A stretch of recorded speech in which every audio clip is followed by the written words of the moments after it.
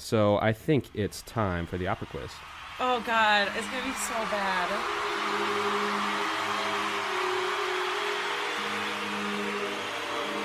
It's time to play What's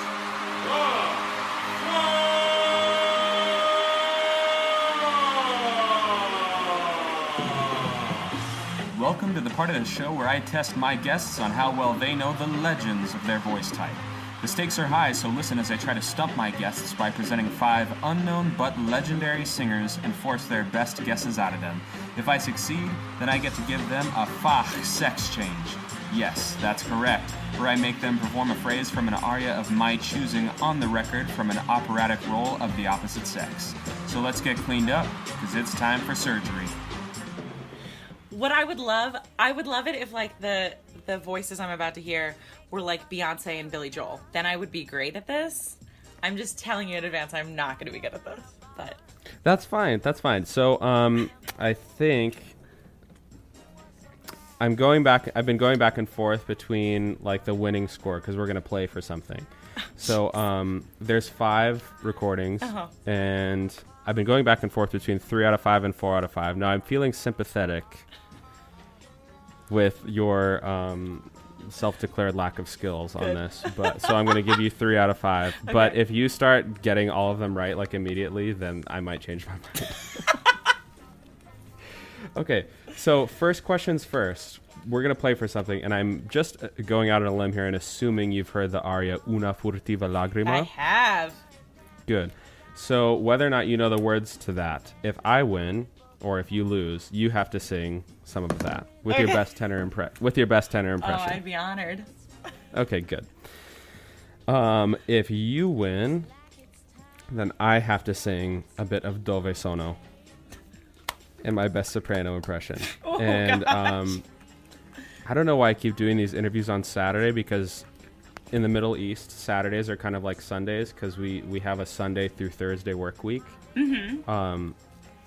And we tend to get very social on Fridays. So I woke up a bit hungover. It's the middle of, I shouldn't say this, I don't know who's listening, but it's the middle of Ramadan. And so typically there are like these drinking brunches and stuff that people do on weekends. Yeah. Ramadan, all the bars and stuff are totally closed.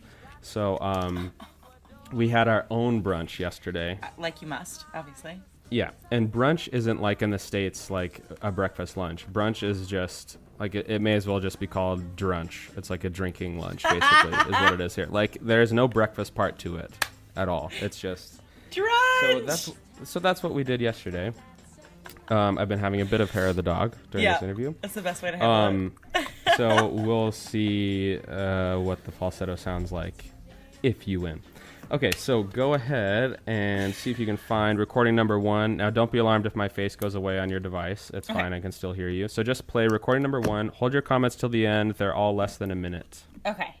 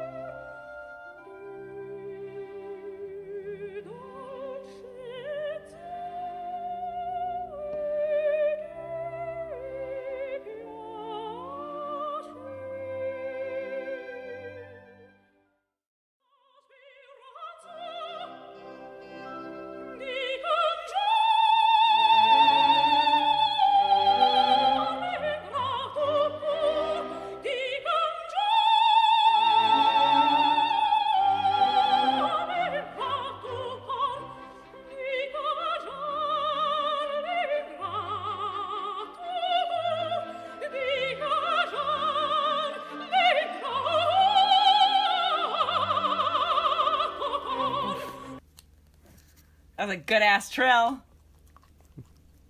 So, any guesses? Oh, sorry. This is the one hint I'm going to give you, by the way. All of these are in chronological order. I'll give you the decade of each one. So the decade of this one is the 1940s. Oh, shit.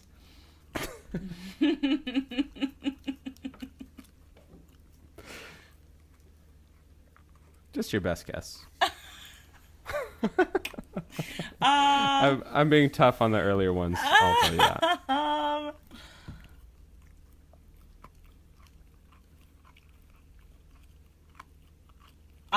I honestly couldn't even tell you if this is the right decade. Is it? I don't get any other clues. Not a single other clue. You can perhaps ask a question. I may or may not answer it. Okay, I'm just gonna go ahead and say Franny. I'm just gonna list sopranos that I know. That is not Morella Freni, but I thought about putting her in, but she's not. To me, she's not a big enough soprano voice to sing Countess. I mean, she still sang Countess, but typically a Countess you hear is teetering on full lyric spinto, like what you are, as opposed to a lyric soprano. Cool. I totally agree. So that's not Freni. That is Elizabeth Schwarzkopf. Oh, damn, Kerriann. See, I don't know much of her, but I've heard her a few times, and I know that she's popular enough that I've heard her predominantly in German rap, so I didn't even think I knew that she sang Countess. A little bit tricky. I mean, I think it's becoming more of a modern thing to not necessarily have to sing Mozart at some point in your career, and I think that's probably less so for sopranos than it is with other voice types. Yeah. Because I feel like if you're a soprano, you have to sing Mozart. Yeah, generally. I think that especially if you're a big voice soprano, it helps you to sing. It helps you sing Mozart because it's like your voice moves. It's a bit like on the lighter side, you know, like you're not honking out a bunch of sound or trying to cut over a huge orchestra. So yeah, I'm about that Mozart life. Yeah, I am too, except for the fact that like a lot of tenor Mozart, the tenor rep for Mozart is, I don't think it's the best choice for a young singer. I would probably rather give them bel canto first and then say you can get into Mozart if that's where your voice is going. But the tenor voice is really weird, and Mozart just liked to write like F's and G's 95% of the time for the tenor, which really sucks. It's really tricky. Anyway, so I'm not going to give you number one. Well, I'm shocked. So. Right. Okay, so the next one is from the 50s. It's live from the Met. Okay. Here we go. My boyfriend's going to be so disappointed in me that I'm going to get all these wrong.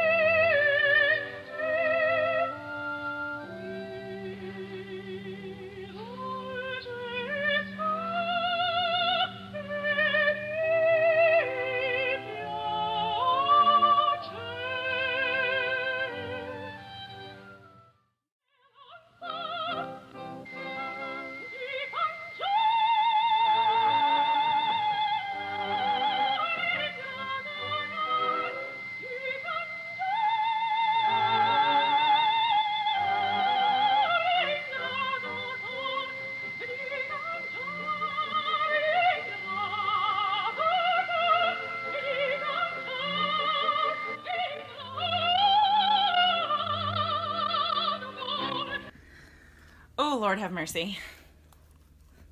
Oh, Lord. Lord God.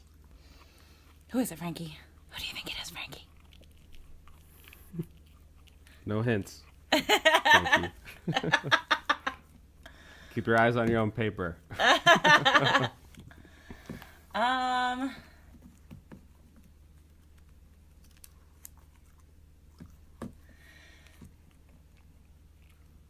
Is it...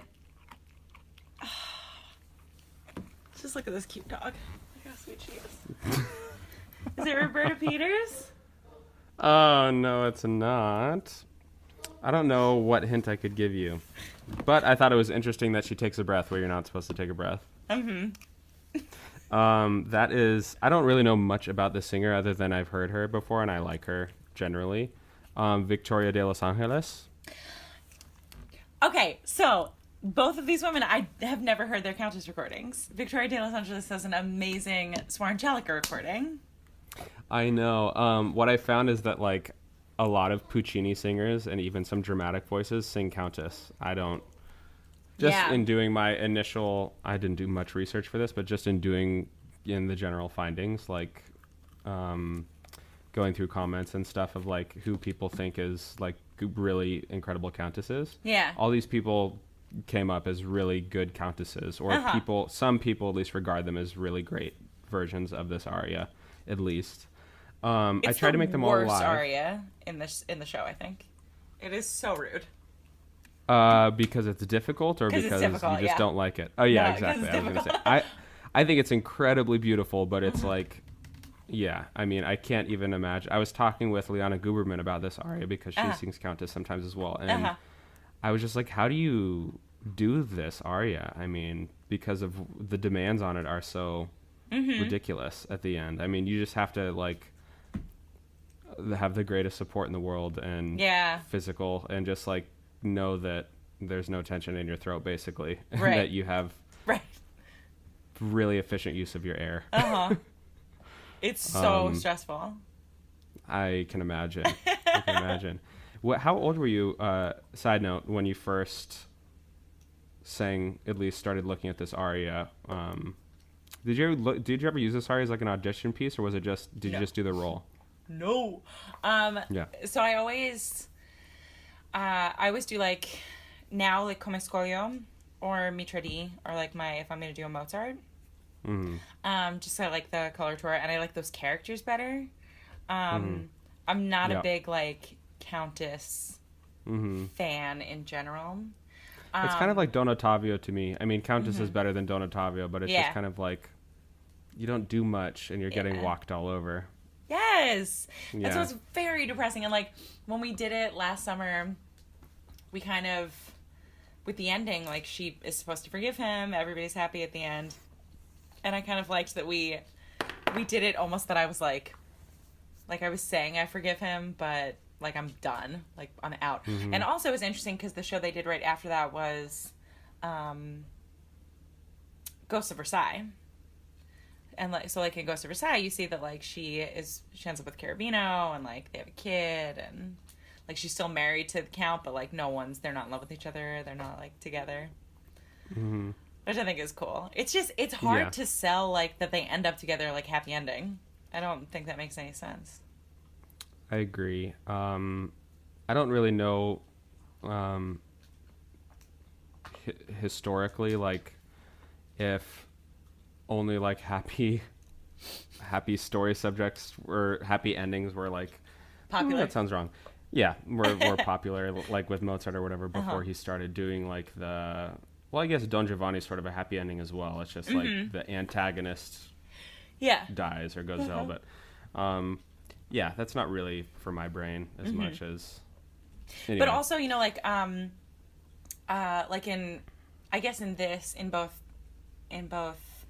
Così and Figaro, people have, like, had the ending be really, really super unhappy. You know, like in Così, I saw one where the two couples, like, it was really cool. Like, the girls went to go back with the guys that they were originally with, I think, but the guys, like, it basically, like, every one of them was going for another person at the end, like, through the whole finale. So, like, the mezzo wanted to be with the baritone, but the baritone wanted to be with the soprano, and the soprano wanted to be with the tenor, but the tenor wanted to be with the mezzo. And so at the end, like, no one was together.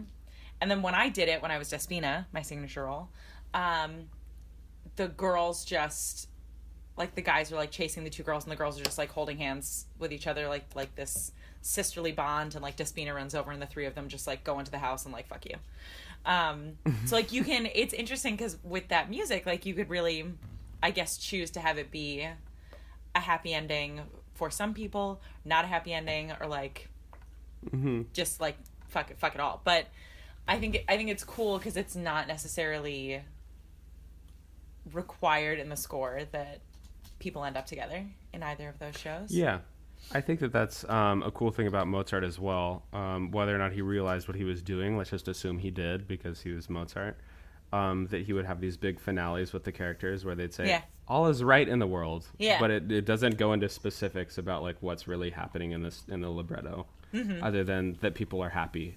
And you can, as a director, I guess, he leaves it open ended where you can make make up your own reason. For example, an old voice teacher of mine told me that he was part of an abduction from the Seraglio production in Germany, which is known for doing some pretty crazy things. Yeah. Where Constanza was shot in the face at the end. How does that make any sense? I don't know, but apparently it's open to interpretation.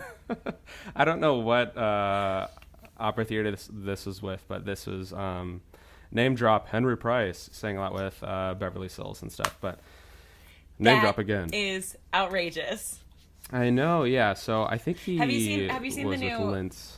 Have you seen the production photos or whatever for the Traviata they're doing at Paris Opera, where the Anina is in not just blackface, I mean like pitch blackface. Like she is like she took a swim in ink or something? Yeah. And she's this absolutely white girl. And they have her I couldn't even think of a color as dark as the skin that they've given her. Like, it's so weird. And, like, Placido Domingo is in it. He's, like, the Germont. Gastone. Or Germont, yeah. One of my Gastone, Germont. Yeah, she's like... I don't get it. I also don't get why there's... people are saying online that blackface is more of, like, an American thing to be offended about, because, like, of our history with blackface. And that, like, they can... That's just something the Germans say. Right. I'm kidding. It's a joke. It's just so crazy. It's so crazy. It is the blackest of black faces. Oh my god. I'll text you a picture of it. It's really amazing. Yes, please. I would love to see that. I would like randomly saw something on Facebook the other day that was like the blackest color or the darkest color or something is not black. It's like something else. It's my soul. But I don't know if it was referring to paint. I don't know why that came up. It's not like, Facebook like caters what you see on Facebook based on what you search for. I'm not like searching like what's the blackest thing. Like that sounds so weird, but what's the blackest thing? I want you to go to Ask Jeeves and just write what's the blackest thing ever. Is Ask Jeeves still like a thing? I insist that it is. I have no confirmation of that. I hope it's still out there. That's what I did before Google, and then a computer teacher in 7th grade was like, "No, Google's the shit." So you gotta get on that. But Ask like Jeeves, these guys though. Yeah, Ask Jeeves. You'd like literally ask a question. I loved it so much. Yeah, I loved it. Which is good. It's like asking. It's like the 20-year-old version of Siri almost. Yes. Yeah. I hope Jeeves and Siri end up together. We should ask them what they think the darkest color is. I hope they just send me a picture of that girl in blackface. Exactly. That. Yeah. Okay. All right. Let's get to number 3. All right. Here we go. Living the dream. Not making a fool of myself.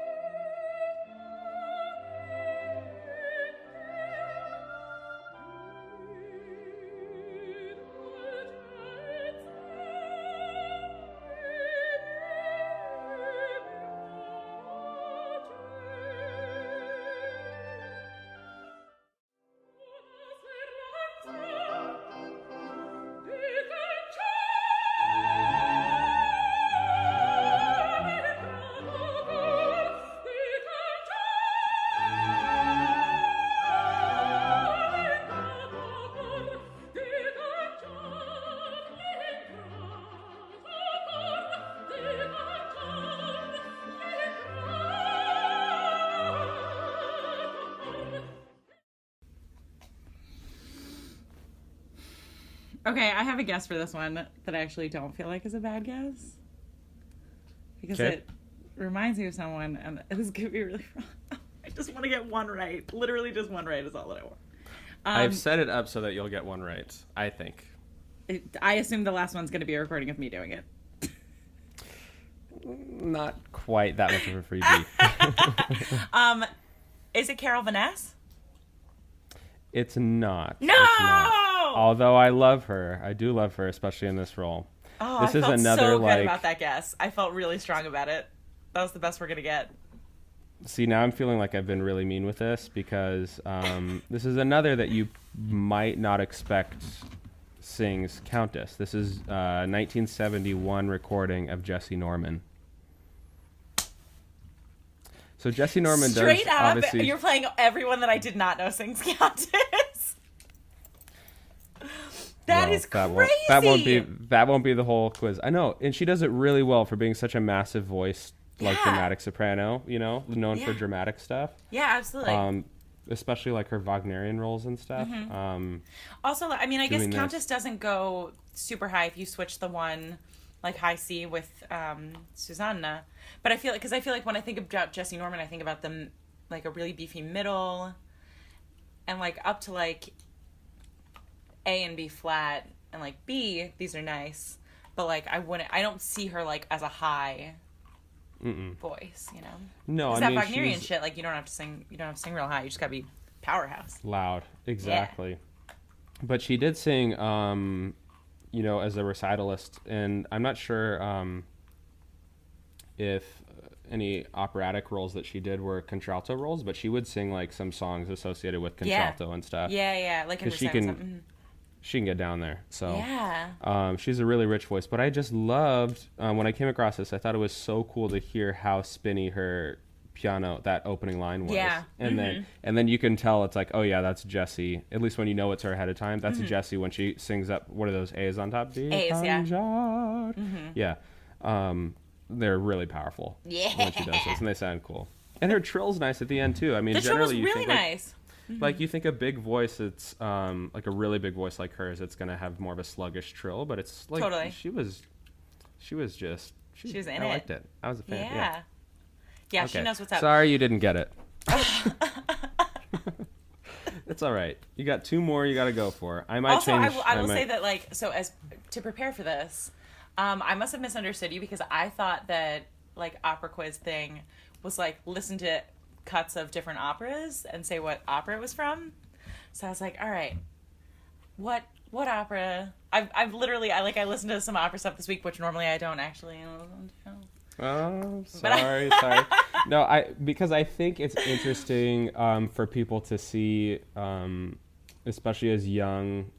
I mean, we're professionals, but especially young professionals, to see sometimes how into singers of the past we can be. I'm very into singers of the past, but That's also cool. of the present, of the present as well. But I'm like a huge listener of things that are out there. So yeah, whether it's today or the past or whatever. You've got two more chances. Okay, I'm ready. So let's hear number 4. Has anyone ever gotten literally 0 right? Nope. It's congratulations. You will not. I promise you will not get 0 right. We'll have to come up with something else if you get 0 right. When in college, when we played beer pong and someone didn't make a single cup in a game, we'd make them sit under the table for the whole next game. So I don't think I could like do that to you, but we're gonna have to come up with something like that. We'd call them the troll, so you might just be like the first troll. We'll see. Hopefully you don't have to tell Dane that you trolled the opera quiz. It's the first opera troll. No, not yet. You got 2 more chances. 2 cups left on the table.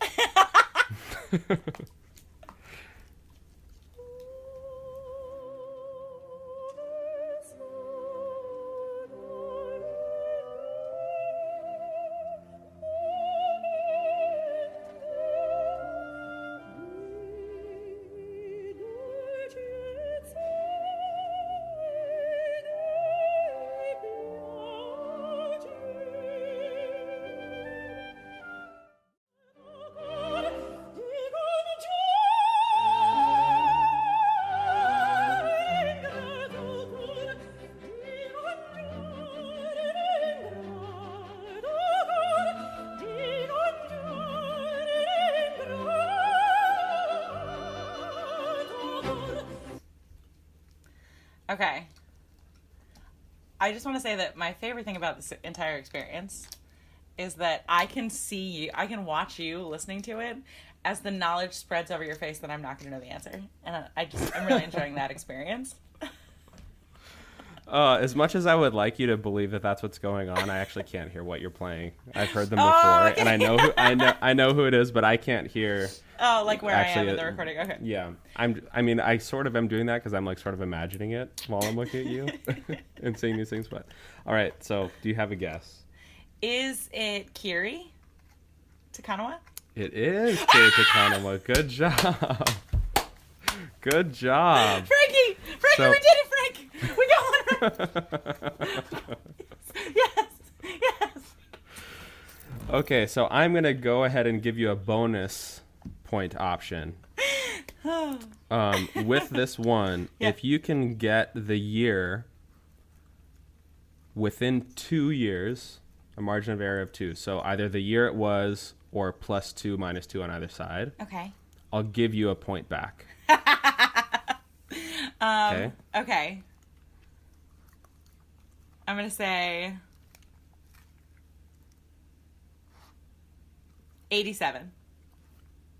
Ooh, very close. I'm sorry. You don't get a point back. was We'll it? see if we can do it on the next one. It was 1983. Very close, though. It was so It was a good guess. She was big in the 80s. So. I was thinking 85, but I was like, no, I know I have recordings of her from 87.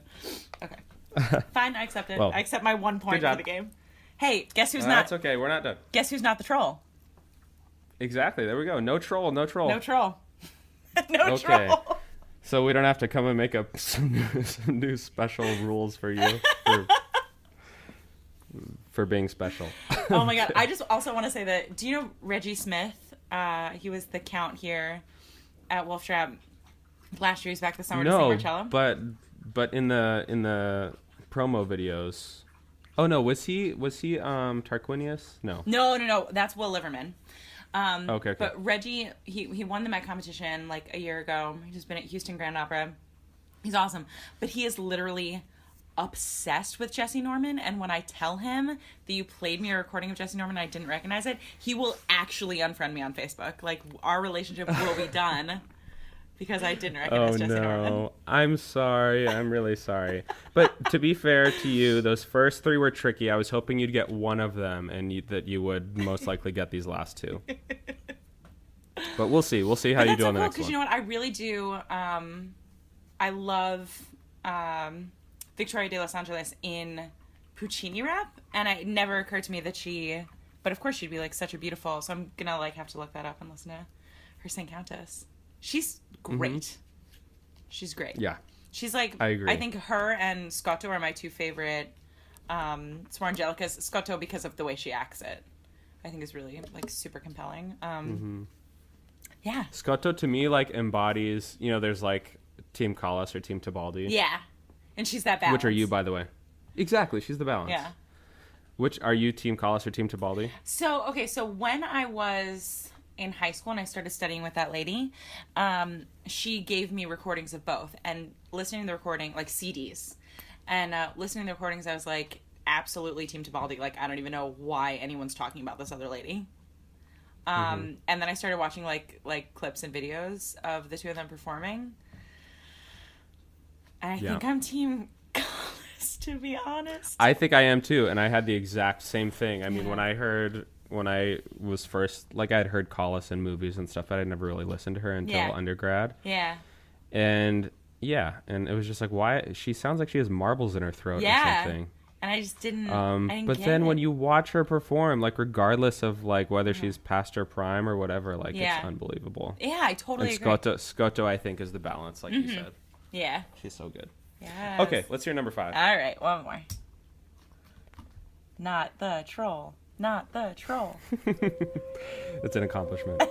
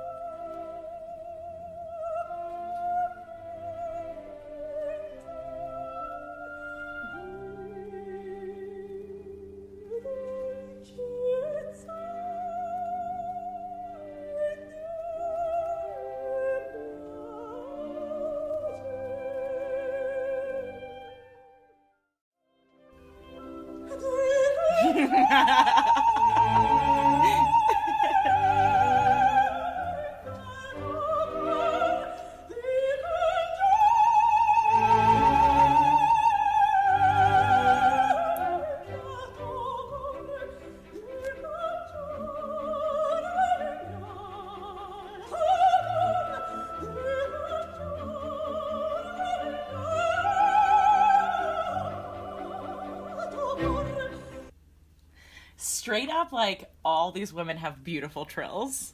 Mm-hmm. Like, that's just so cool. Mm-hmm. So I laugh because, like, as soon as it started, I was like, oh, I know who this is. And then it got to the deconjad, and it was like, a decon. Yeah. Okay, Nene, I see you. Yeah. Good job. Okay, so because that was sort of my freebie, because she's just only she sings it like she does. The way, yes. But she's so good so at the same time. iconic. It is. Yeah. It's like that's like what made her, you know, be a superstar. I think, along with everything else, and of course the jazz CD. That jazz CD is just. Oh my god. There's something on it. Oh, Mad World. I think she does Mad World. Do you know that song? I don't know. Did you ever see Donnie Darko? It's like the theme song from Donnie Darko. Yeah, she did that song? Yes, it's like on the jazz album, I'm pretty sure. I haven't listened to the whole thing, and these are admittedly, gifts I was being a little bit sarcastic because I'm not like her biggest No, it's fan hot of garbage. the jazz. It's terrible. Okay. I couldn't tell based on like if No, you were no, actually no, agreeing with me or not. Yeah. No, it's okay. it's the very opposite of good, but it exists, and that is a gift in and of itself. So, Exactly. It's like on Spotify, I think, too, which is amazing. Yeah. Okay. So when we finish this, I'm gonna send you that chicken blackface and Please. this recording of Nene. Please. I'm going to be... Oh, I love it. Are you waiting with bated breath? I love the controversy. Give it to me. Okay, so I'm going to give you a bonus point here if you can get the actual year. No plus or minus, but just the actual year of this Renee recording.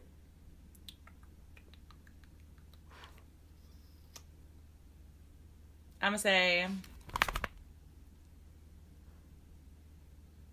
91.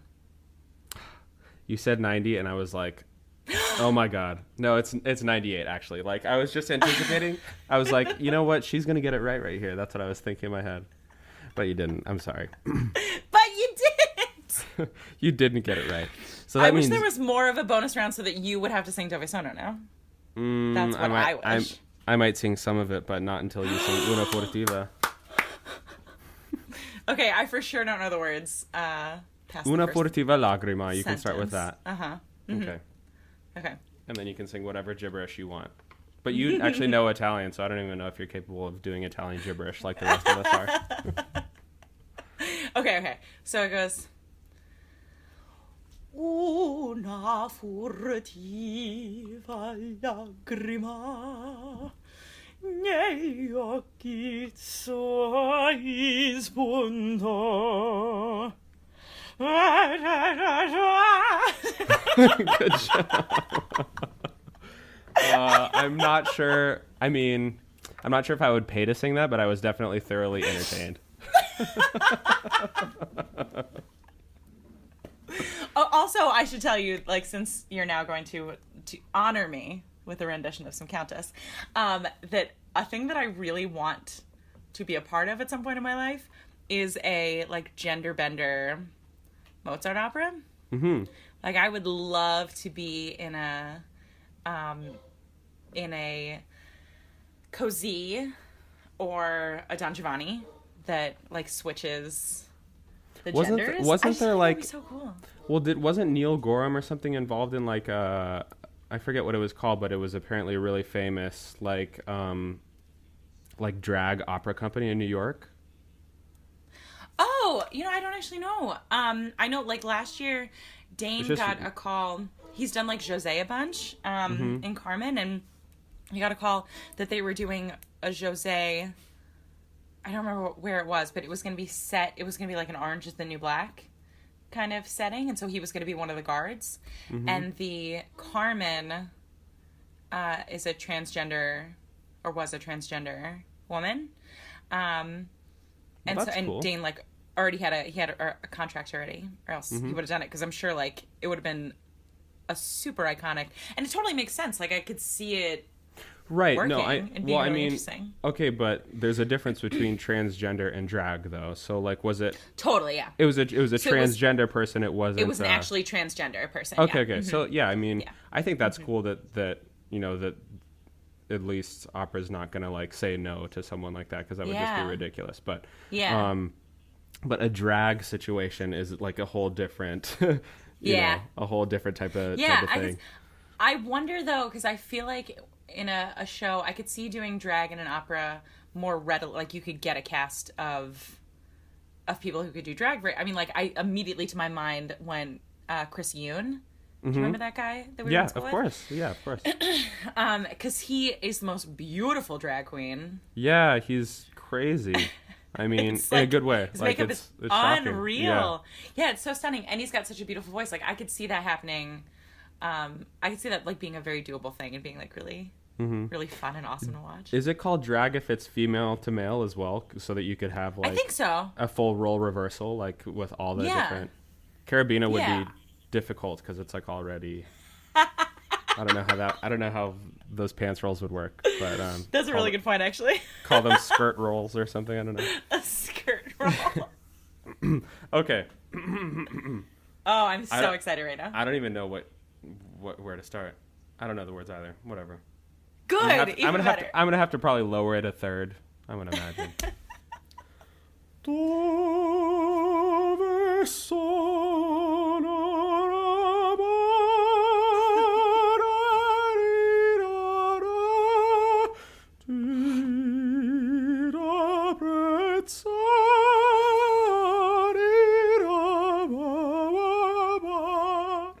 I can't make it to the end. That's so hard. So rude. Oh, it's really hard. That's ridiculous. Especially in falsetto, I can like barely make sound anyway.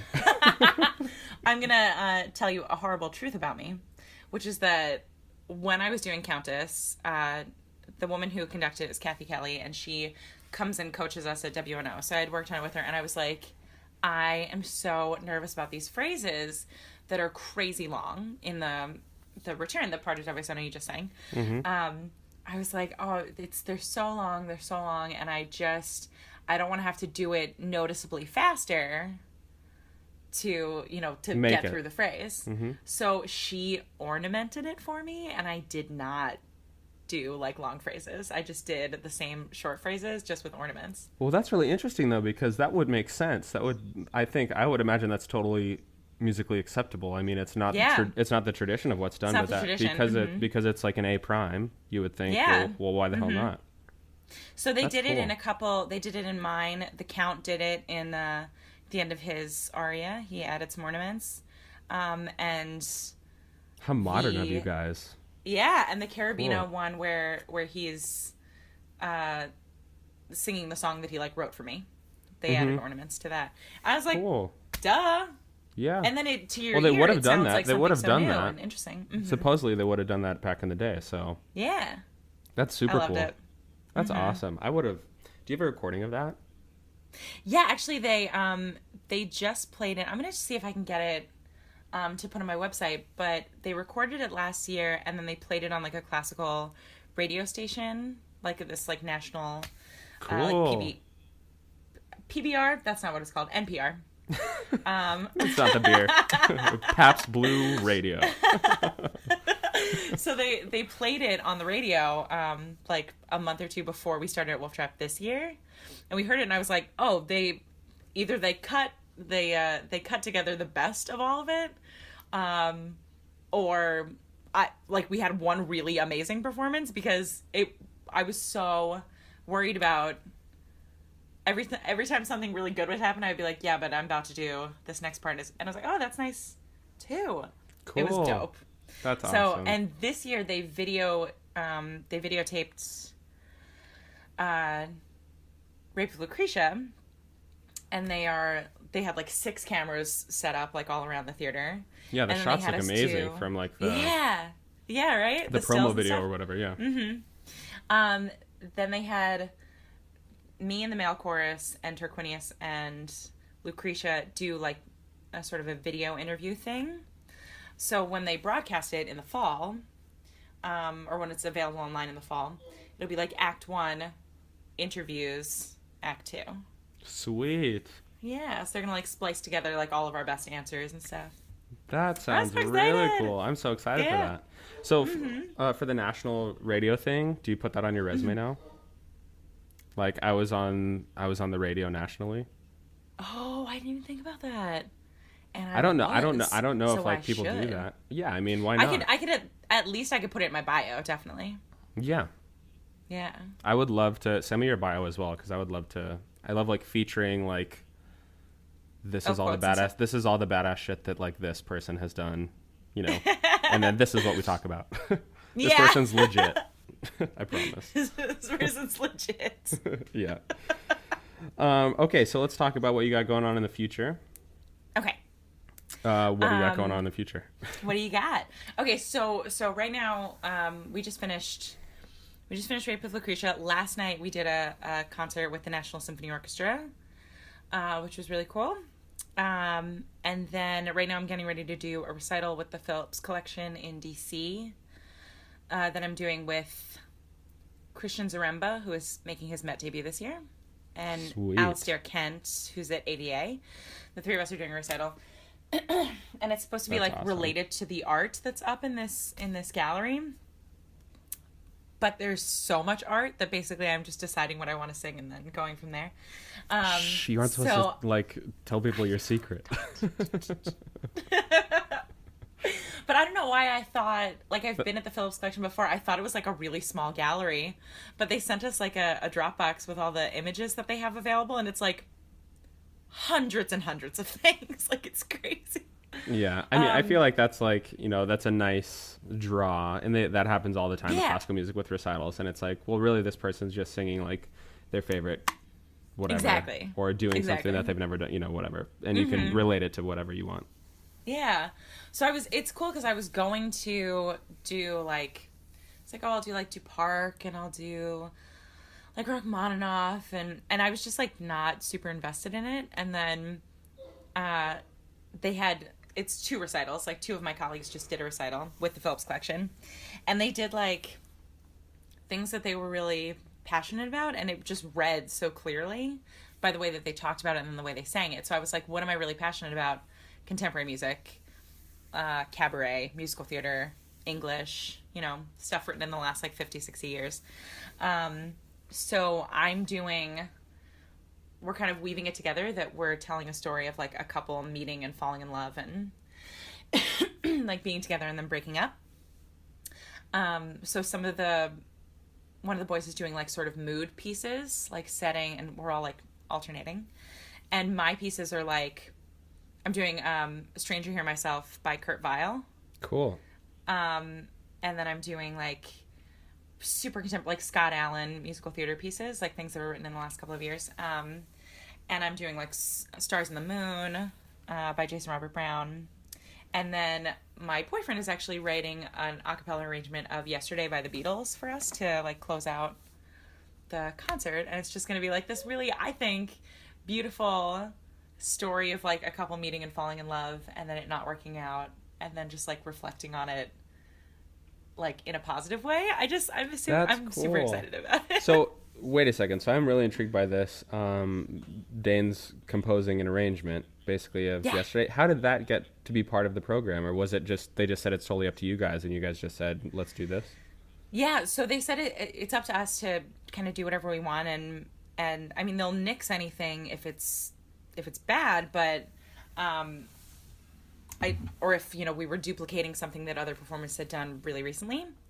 But on the concert that I saw the other day, that it was Brent Ryan and Will Liverman, and Brent had done an arrangement of And So It Goes by Billy Joel for the two of them to sing with piano and everything. But Brent had arranged it, and it was just like this really lovely moment in their recital where they did a lot of more classical, like standard rep that you'd expect in a recital. And it just was really, really beautiful and touching. And so Dane and I met in college when I was at IU and he was at Butler. We were both in charge of our college a cappella groups. Wow. Those are really cool people. Acapella brings lovers together. You know that's right.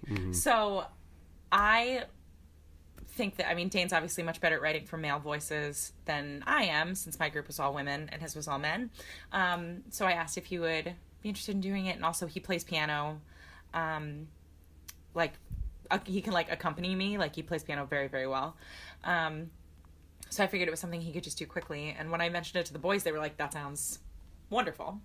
So I think it's going to be like a really nice, touching little ending. Very cool. Yeah. That sounds super cool. Very special as well. And you guys will have that. I'm done here. I know. Yeah. It's going to be like really just something unique, I think. I'm done here in like the middle of August. And then in the fall, Dane and I are doing some recitals together in like Texas and Illinois and stuff. What brings you to Texas? Is that where his family's from? No, so he's from Illinois. One of our friends is on the board now at Midland Opera in Texas. And they're just like this small little company, but they heard Dane and I sing for some events when I was living in Fort Worth. And so they just asked us if we would come and like do duets, and they're paying us a lot of money. So I'm very happy to do it. And so so we're gonna go do stuff that we're gonna do like Butterfly duet, like Butterfly Pinkerton, Rodolfo Mimi, Jose Micaela, like some Tosca, awesome. And then like the some Tosca individual duet. stuff. The Tosca right? duet. It's like, oh, if I could just sing that until I died, I'd be happy. I know. The Butterfly duet kills fun. Me, but I love the Tosca duet. Yeah. Yeah, I'm really, really excited. And also it'll be fun because we are trying to get people to hire us together, and so far like we get hired by a lot of the same companies, but it just hasn't been on the same shows. So we're hoping like doing it at a couple different venues will get people to realize they should hire us together. Yeah, you could be like what's that famous opera cup Stephen Costello and like Aileen Perez or something? Until they got divorced. Yeah. Oh yeah, right. About that. Like Netrebko's dating someone now, or married to someone now that they sing together with, and Alanya. Yeah, there's also like Alanya and what's her name? What's her face? Gorgio, they're divorced as well. But you guys can be the ones that made it. So yeah, what we've discussed is that it's when opera couples make a CD of love duets, they're destined for divorce, like almost immediately after that. Just do recitals and concerts of love duets. Don't make right. Just say no. Don't put it on vinyl. No matter how much money they offer you, just say no. Yeah. Okay, so then cool. I'm coming back to the Kennedy Center and singing.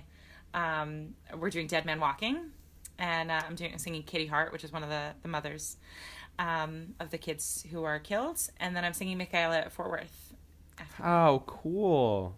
Yeah, that is so amazing. Congratulations! You have a Thank you. really impressive schedule lined up. That sounds very. I'm cool. really excited, and I'm like kind of just now signing with a manager, and already we've talked about these auditions that he's got me booked for starting in the fall. May I ask who? I'm excited. Yeah, it is Renata Scotto's son, Filippo Anselmi, Piper Anselmi Management. Yeah. Name drop. That's all for Voice Talks this time. If you like the show, please go to voicetalks.org/support, where you can make a one-time or monthly donation to help subsidize the cost of this project. It's really easy. All you need is an email address and about 30 seconds to make your contribution. You can just send a $1 tip to say thanks, or you can even buy my dog Kingston a frozen chicken, which is his favorite.